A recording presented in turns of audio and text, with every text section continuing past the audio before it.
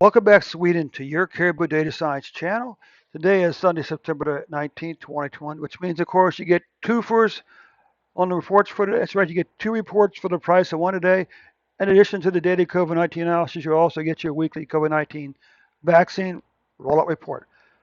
Before we get started, I want to give a big shout out to the 24 people who watched this video in watched the last video. Thank you so much for all 24 of those views. Thanks so much to the 11 young folks and the 13 older folks who watched the video. But what would really be great, to only get 24, what we want now is not simply 24 views, we also want 24 likes. And of course, don't forget to subscribe. Click on the share button, share the video on Facebook and Twitter. And you can also copy and paste the link to the video into an email or text message. Okay, so let's just start over here now. We're taking a look at Sweden's vaccination program.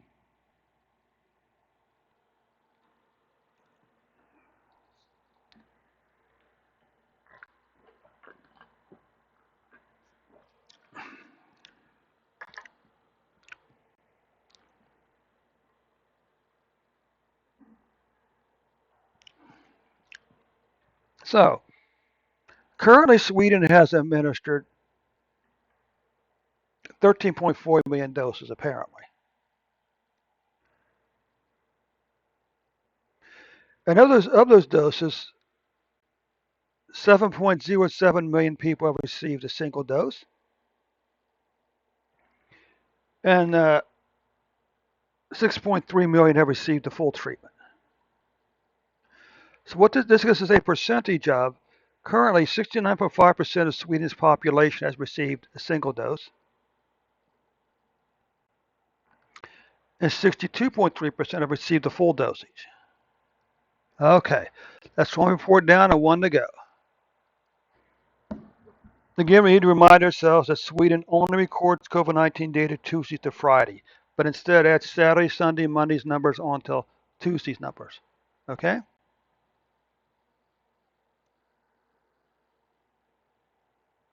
Which produces, as you see, a huge spike on Tuesdays.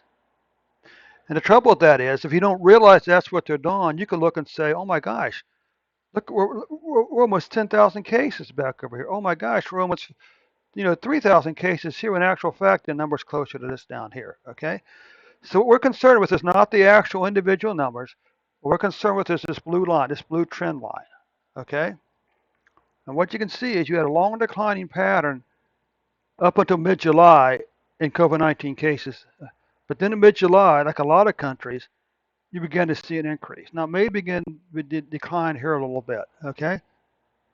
This is the COVID-19 cases 28-day moving average, right? So each column represents the average for the previous 28 days. So for the 20-day period ending September the 4th, you were averaging 1,014 cases per day. Now, what's interesting over here, I got a note from someone saying, well, they went back and looked and they missed something like 26 deaths back on August the 19th or something like that. And what they did is we're again go back and correct some of the August numbers. They simply added them on over here. So this increase here could be those 26 deaths. And again, it's misleading because if you don't realize that's what happened, you'll say, oh my gosh, we had a huge increase. But even we come up here to this number here, it's still only 26 deaths. Okay. So anyway, 20-day average for deaths. So for the 20-day period ending July the 4th, you were averaging 3.8 deaths per day. Still pretty doggone good numbers. Okay. Here you can see the cases by week. How many of these people were vaccinated? Okay. Cases are still relatively low, under 10,000 for the week. And you can see the cases overall are well below these numbers back over here. Now look at your crazy low death pattern here. Okay. Well below these numbers right here. All right. So anyway, Sweden, let's see what we got here. So anyway, Sweden, that does take care of your report for the day.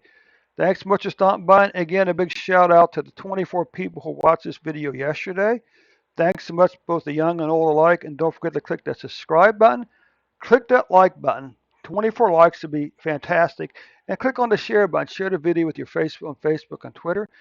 You can also copy and paste the link to the video into an email or text message. Thanks so much for your time, Sweden. We'll catch you tomorrow with an updated report.